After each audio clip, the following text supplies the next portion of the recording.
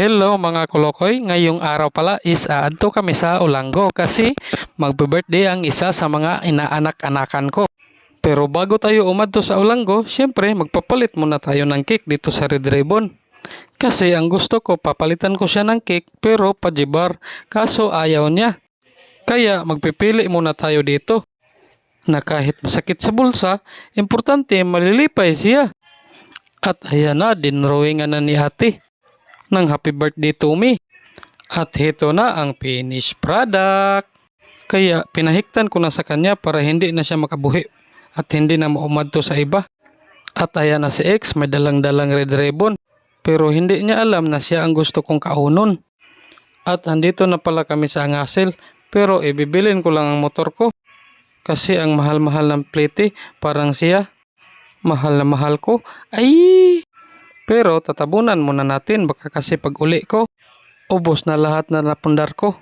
Napakagwapo talaga ng dagat, parang ako. Sobrang gwapo pero sira ulo. At sa wakas nakadunggo na pala kami. Hindi ko na lang binidyohan yung dagat baka kasi mahulog ang cellphone ko. At baka hindi na ako makabidyo.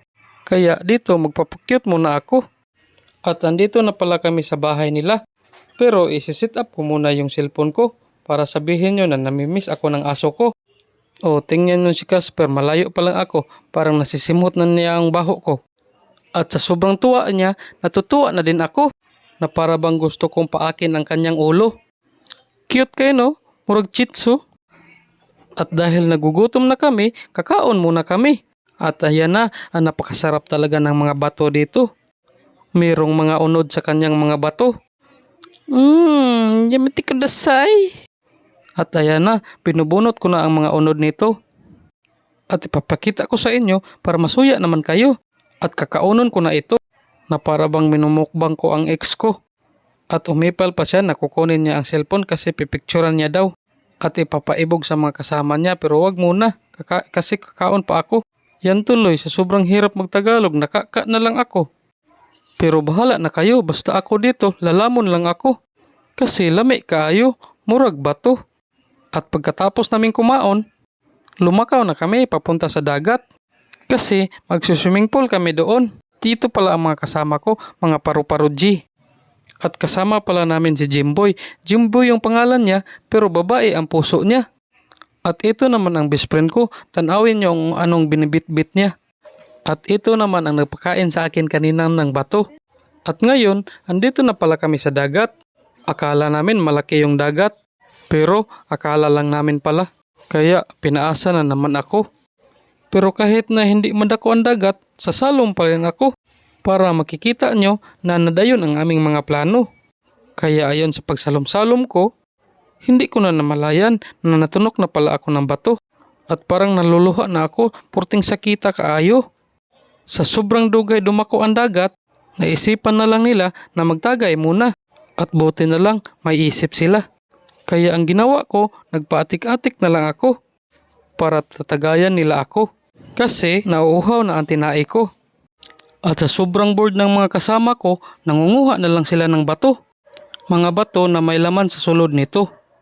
At habang kinukulit ito sa bato, hinuhugasan naman ng isang kaibigan ko. Para hindi sasakit ang aming mga ulo. I mean tiyan di ay. At dahil nakaabot ka sa bidyong ito, baka naman ipalon nyo naman ako. At habang busy sila naglilimpyo, nakakita naman ako ni Mr. Crab. At ayan si Mr. Crab, hindi siya nagtatrabaho sa Krusty Krab. At habang naghahanda sila ng aming mga pagkaon, dinudulaan muna namin ang batang ito. Para malilingaw naman siya. At para makakaon na kami, tinitimplahan na niya ang kakainin naming bato. Ay unod sa bato pala. Mikos-mikos na lang yan, insan. At dahil hapit na gumabi kakantahan muna namin siya ng happy birthday. Birthday to you. Happy birthday, happy birthday, happy birthday to you.